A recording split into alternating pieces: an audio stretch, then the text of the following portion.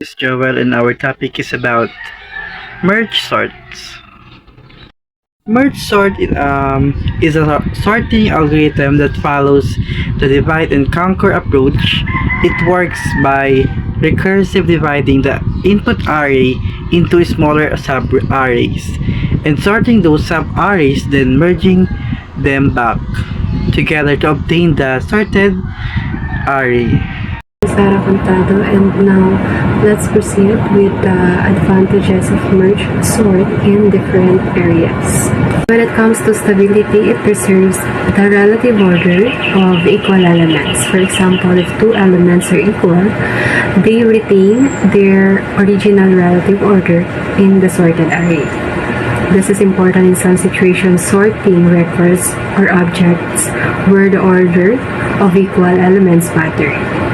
Second, guaranteed worst case performance. So merge sort always has a time complexity with it, using log linear complexity in its worst case performance, so which is optimal for comparison based sorting algorithms. So this makes it significantly faster than algorithms like bubble sort or insertion sort. So this makes it a reliable choice in situations where worst case performance is concerned.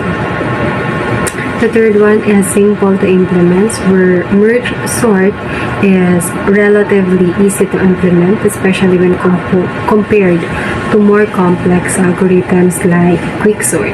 So the basic idea is to recursively divide the array into smaller sub-arrays, sort them, and then merge them back together. So the divide and conquer nature of the algorithm makes it relatively easy to understand and implement.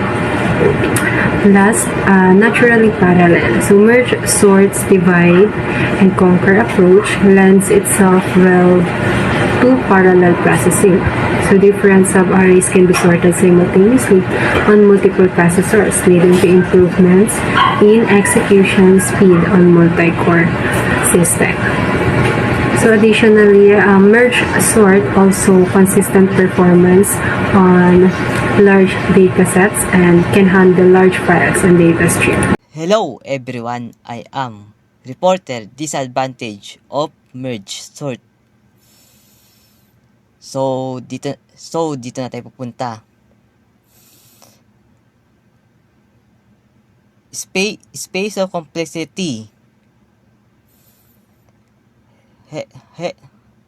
Hence complexity merge sort is on 0, and as we require on auxiliary as we require an auxiliary array as big as the main input array.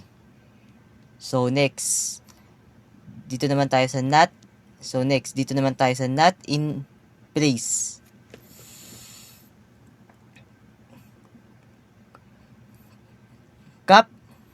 Copies data back and forth between the two space. The size of the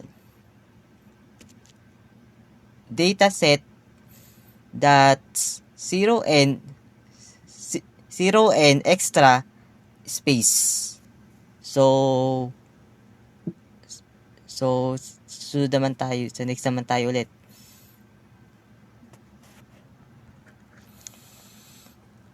Hello everyone, I'm Percival Santiago.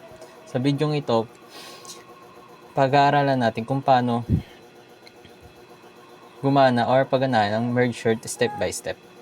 Ang merge sort ay isang sorting algorithm na gumagamit ng divide and conquer approach para maayos ang listahan ng mga numbers. Let's start. Step 1. Divide the array. Una, magsisimula tayo sa isang unsorted array ng mga numbers. So, first is gagawin na tayo ng numbers.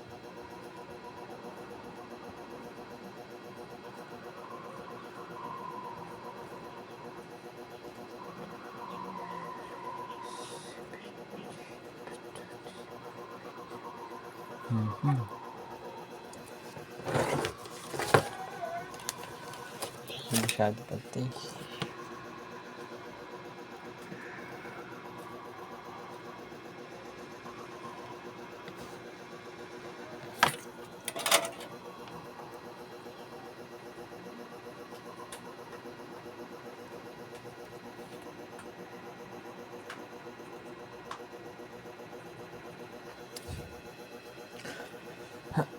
Ang merge search ay algorithm ay hatiin ang array na ito sa mas maliit na parts hanggang ang bawat part ay may iisang elemento na lang. Kasi pag ang single element na ang array, automatic na sorted na ito. Halimbawa, meron tayong 8357 ay 514762. Hatiin natin ito sa dalawang part. Gaya ng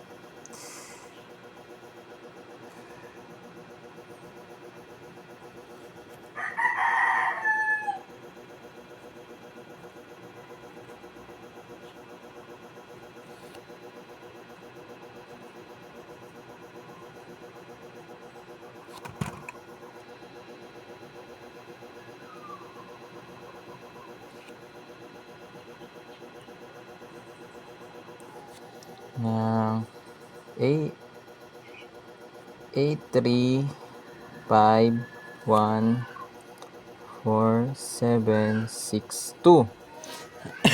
Tapos, hatiin ulit natin ang bawat half hanggang maging single element arrays na lang sila. So, continue lang natin hanggang mag single element na lang sila.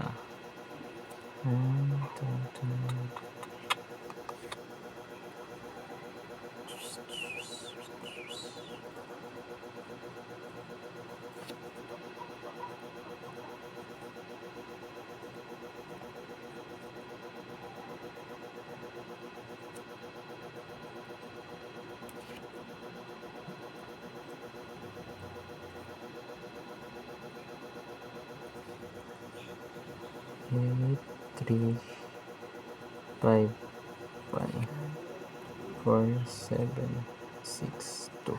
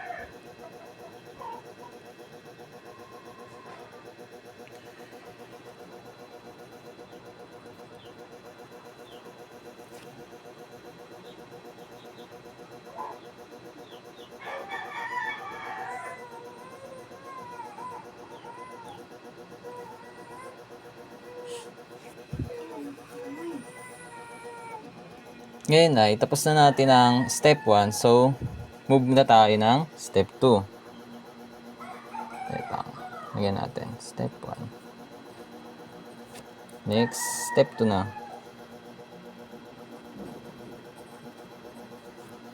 Step 2. Recursively search each half. Kapag single element na ang bawat sub-array, ready na tayo magsimula sa merging step. Sa merge sort, dito natin pagsasamahin ang bawat elemento pabalik ng naka-sorted na order na. So, halimbawa, itong pagsasamahin natin tong 8 pati 3 para siya maging itong magiging resulta niya pag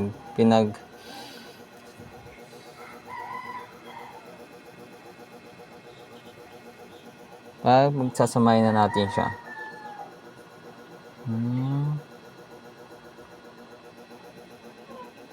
So, dahil mas maliit yung 3, siyang mauuna. So, ganyan. Ulit-ulitin lang natin ang process na ito sa lahat ng single elements array hanggang nakaayos na ang bawat pares ng numbers.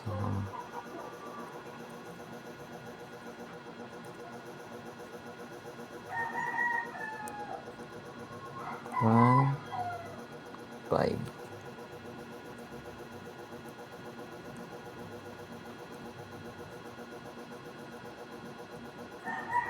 4, 7,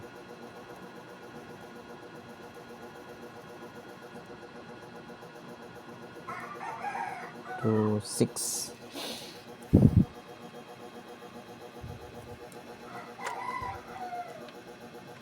Ngayon, tapos na tayo sa step 2.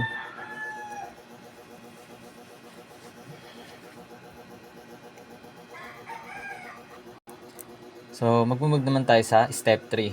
Merge the sorted sub-arrays. Ngayon, na-sorted na ang bawat pares. Kaya oras na para mag-merge na ng mas malaking sub-arrays in sorted order.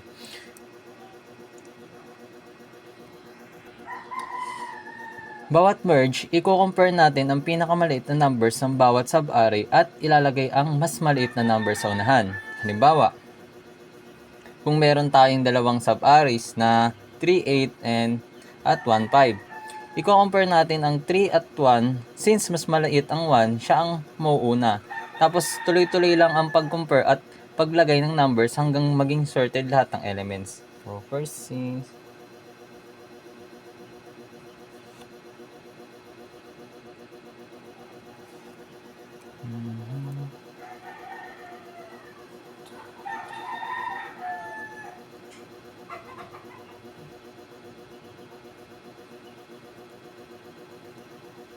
1, 3, 5, 8. Ganun din gagawin natin sa kabila.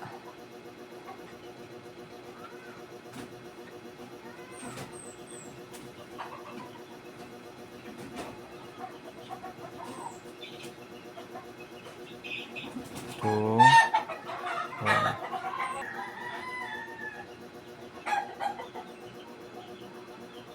6, 7.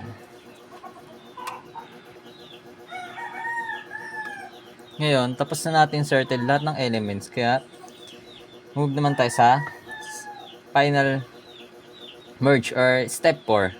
Wait, lagyan muna natin ng para malaman kung saan ang step 3. Yan. Step 3. So, final merge. Ito ang huling merging process. Ngayon, pagsasamahin natin lahat ng sorted sub-arrays hanggang magkaroon tayo ng isang sorted array, ito na ang final result natin. So, first is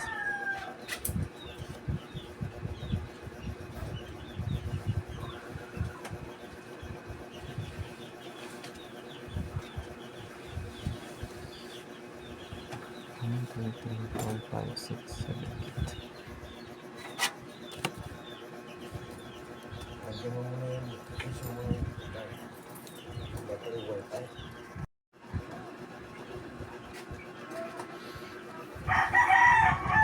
One, two, three, four, five, six, seven, eight. After natin i-merge ang lahat ng sub-arrays, makukuha na natin ang fully sorted array. 1, 2, 3, 4, 5, 6, 7, 8. Ganyan ang proseso ng merge sorts. Thank you for watching this step-by-step guide sa merge sort. Na? O sige, sabihin mo sa akin pag go na.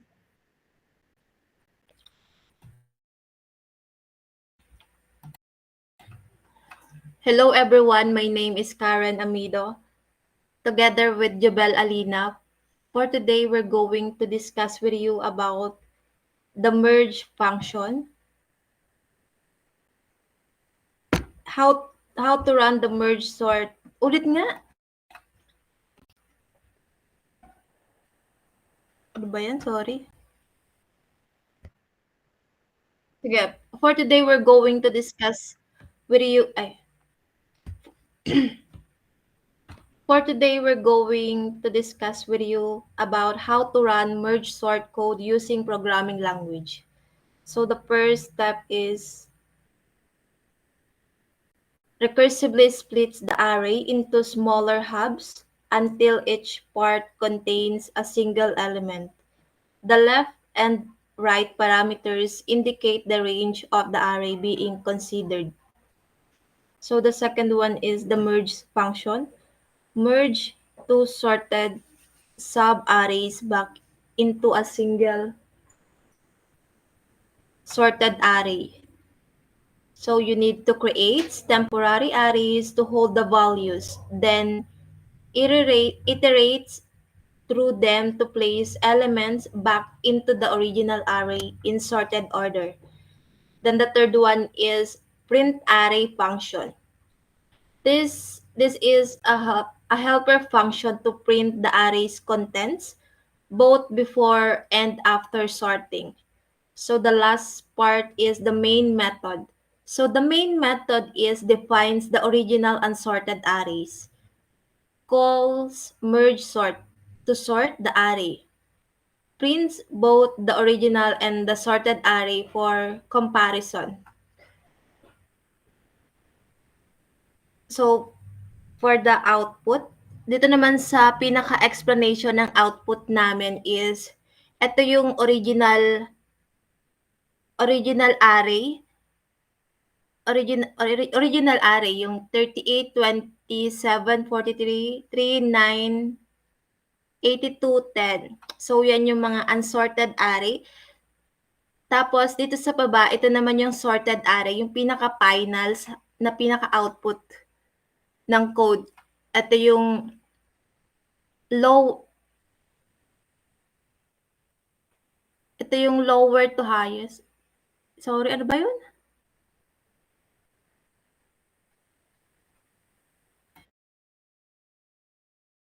Lowest to highest, sige. Ito yung pinaka-lowest to highest. Yung 3, 9, 10, 23, 38, 43, 87. So this is the final sorted array. So that's it. Thank you.